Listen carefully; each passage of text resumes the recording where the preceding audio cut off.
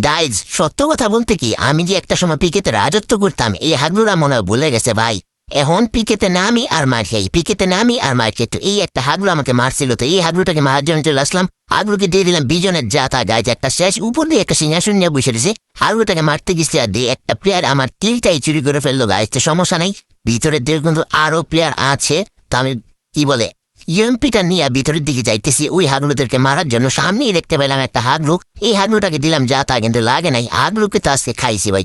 হাগলু করে বেরিয়ে একটা দেখলাম ভাই, ও ভাই এটাকে আগলিকে দিয়ে দিলাম একটা ওয়ান ট্যাপ। গাইজ তো সমস্যা নেই, এই বিঘাতে সেই হাগলুটা আছে, তো সেই হাগলুটাকে দিলাম মাই। ওরে বাবারে আরো একটা প্লেয়ার চলে আসছে কোন রকমে। 22 ভিড়ছি রে ভাই, এখানে আছে দুইটা প্লেয়ার, তো দুইটা প্লেয়ারকে একটাকে খেয়ে দিলাম দেখছো। এখন আরো একটা প্লেয়ার কিন্তু আমার লোকেশন দেখাইতেছে, দেখো এই আগলুটাকে কিভাবে মারি। আগলুকে দিয়ে দিলাম যা তা ভাই, মরে না রে। আরেকটা প্লেয়ার চলে এসেছে গাইজ। এখন কি করা যায়, আগলুর কাছে হচ্ছে ডাবল ভেক্টর ভাই, আমি কি বাঁচবো? আমার তো মনে হয় না আমি বাঁচবো। তো দেখা যায় আগলুকে মারতে পারি কিনা। আগলু পিক দিতে, ওই দেখো আগলু ডাবল ভেক্টর নিয়ে আসছে ভাই, এগুলো কি মানে দেয়? ডাবল ভেক্টর না ট্রুকন, আগলুকে মারো ভাই, মারো সে। ও মাই গড, আগলুর কাছে মাত্র কি বলি, আগলু মাত্র 19 লাইট ছিল গাইজ, ভাবতেই পারি নাই। তো এই প্লেয়ারটা আসছে ডাবল ভেক্টর নিয়ে। ও বাবারে, কিরে কিরে এগুলা কি ভাই, কেমনে মারলো?